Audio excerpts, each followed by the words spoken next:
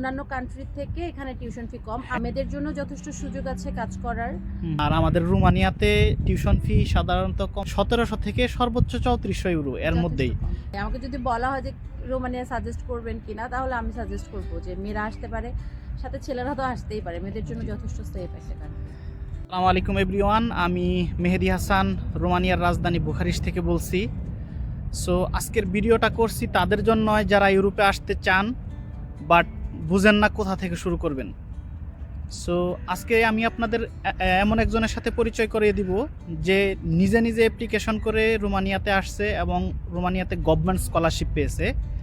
হয়তো অনেকে জানেন, আবার অনেকে জানেন না। রোমানিয়ার থেকে আসলে নানান ধরনের স্কলারশিপ দেওয়া হয়, তার মধ্যে গভর্নমেন্ট স্কলারশিপ আছে, ইউনিভার্সিটি স্কলারশিপ আছে এবং নানান ধরনের স্কলারশিপ আছে। সো বাদবাকিটা চলুন আমাদের সেই বড় আপুর কাছ থেকে শুনে নেই। আসসালামু আলাইকুম আপু, কেমন আছেন? আসসালাম, ভালো আছি আলহামদুলিল্লাহ। আপনি? আলহামদুলিল্লাহ আছি ভালোই। তো আপনি বুখারেস্টে আসছেন কতদিন হচ্ছে?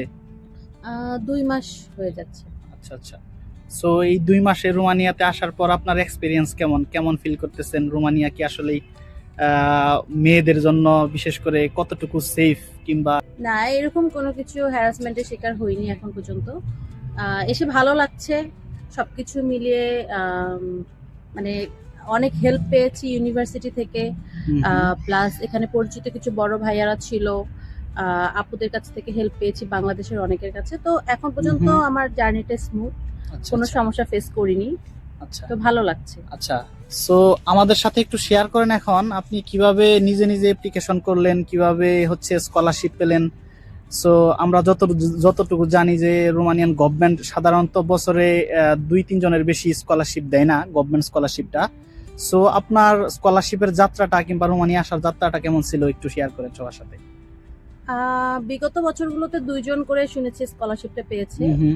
গত 25 সালে আমি একা পেয়েছি। আচ্ছা। আমি হচ্ছে মনে হয় আমি ফেব্রুয়ারির শেষের দিকে দেখছি স্কলারশিপটার কথা জানতে পারছি, এবং মার্চে আমি অ্যাপ্লাই করে ফেলি।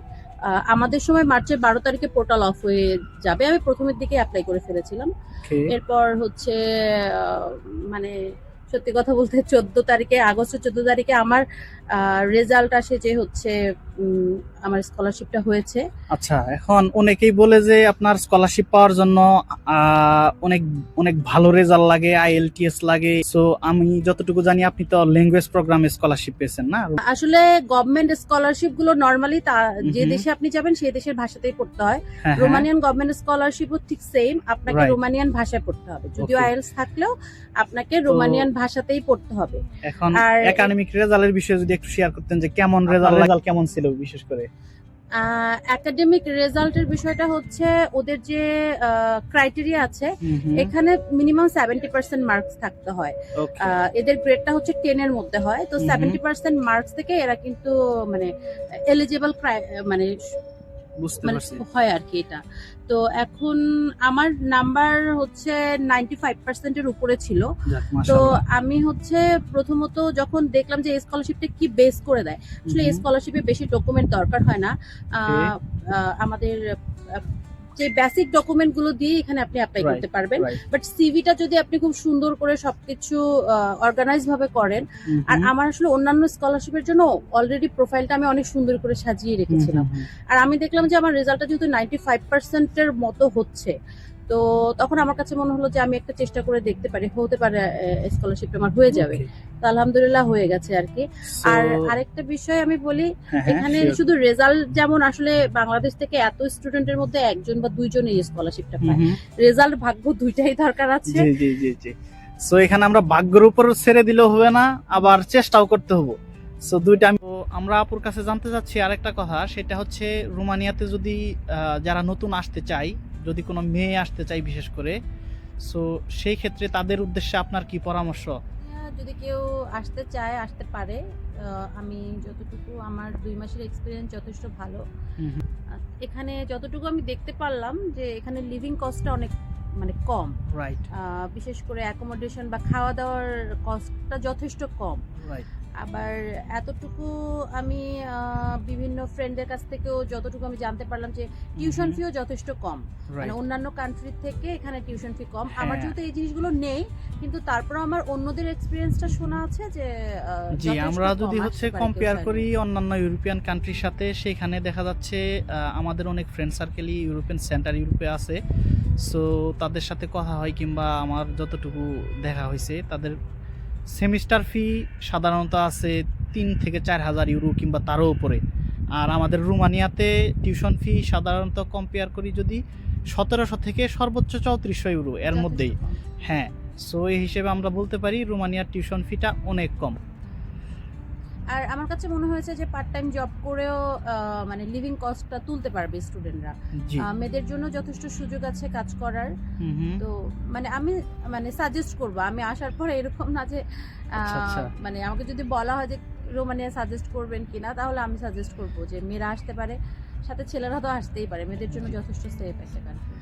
তো এখন আমরা আপুর কাছে আরেকটা জিনিস জানতে চাচ্ছি, সেটা হচ্ছে আমাদের বাংলাদেশে যেহেতু রোমানিয়ান এম্বাসি নাই, সেই ক্ষেত্রে আমাদের বাংলাদেশি পিপলসদের হচ্ছে ইন্ডিয়াতে যেতে হয় ভিসার জন্য। সো আপনার সময় ইন্ডিয়ার যাত্রা এবং ইন্ডিয়ান ভিসা প্রসেসিং যদিও এখন একটু জটিলতা, তার মধ্যে আপনি কিভাবে কি করছেন এই বিষয়ে যদি একটু বলতেন।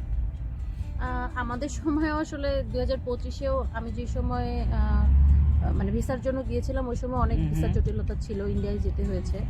আমাকে গিয়ে অলমোস্ট 40 দিনের উপরে ওখানে থাকতে হয়েছে। এখন থাকতে হয় না, এখন আপনি পাসপোর্ট ব্যাক করে নিয়ে আসতে পারবেন, এবং ইন্ডিয়া ছাড়াও অন্যান্য কান্ট্রিতে এখন যাওয়ার অপশন আছে স্টুডেন্টদের জন্য, চাইলে অন্য কান্ট্রিতে যেতে পারবে। তো এখন ওই আগের মতো ওই বলতে গেলে হ্যাসেলটা নেই আর কি।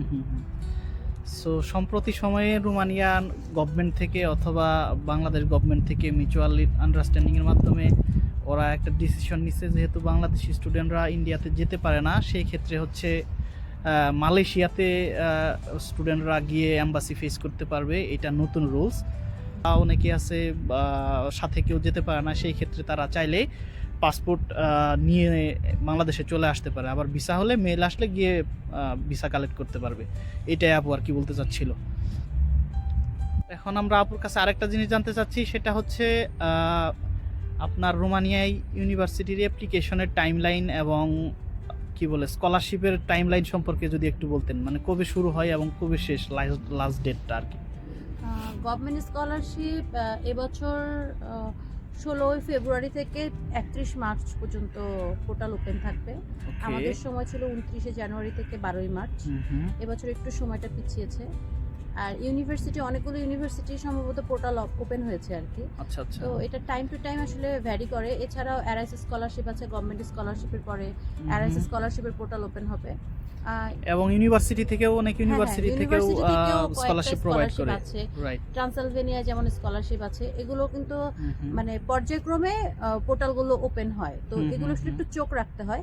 এই মুহূর্তে আসলে গভর্নমেন্ট স্কলারশিপের পোর্টালটা ওপেন আছে। তো যারা স্টুডেন্টরা চায় তারা এই মুহূর্তে এই স্কলারশিপের জন্য অ্যাপ্লাই করতে পারে। সো স্কলারশিপের জন্য যারা অ্যাপ্লিকেশন করতে চাচ্ছেন, তারা হচ্ছে খুব দ্রুত ফাইল রেডি করে ফেলেন, এবং যাদের ফাইল রেডি আছে আপনারা অ্যাপ্লিকেশন স্টার্ট করতে পারেন। আর হচ্ছে ইউনিভার্সিটিতে অ্যাপ্লিকেশনে যেটা আপনার সেলফ ফান্ডেড যেটা, সেটা হচ্ছে ফেব্রুয়ারির মাঝামাঝি থেকে শুরু হয়, এবং যেহেতু সেশন হচ্ছে সেপ্টেম্বর, সো সেটা টাইমলাইন অনেক আছে। সো আপনারা তারপরেও যত দ্রুত করা যায় ততই ভালো। সো যারা মনস্থির করছেন যে বিদেশে পড়াশোনা করতে যাবেন, বিশেষ করে রোমানিয়াতে আসবেন, সো আপনারা চাইলে ফাইল রেডি করে যত দ্রুত সম্ভব আপনারা অ্যাপ্লিকেশন করেন, রোমানিয়ায় আসেন। আর আপনারা সবাই অবগত আছেন রোমানিয়া এখন সেনজেন হয়ে গেছে।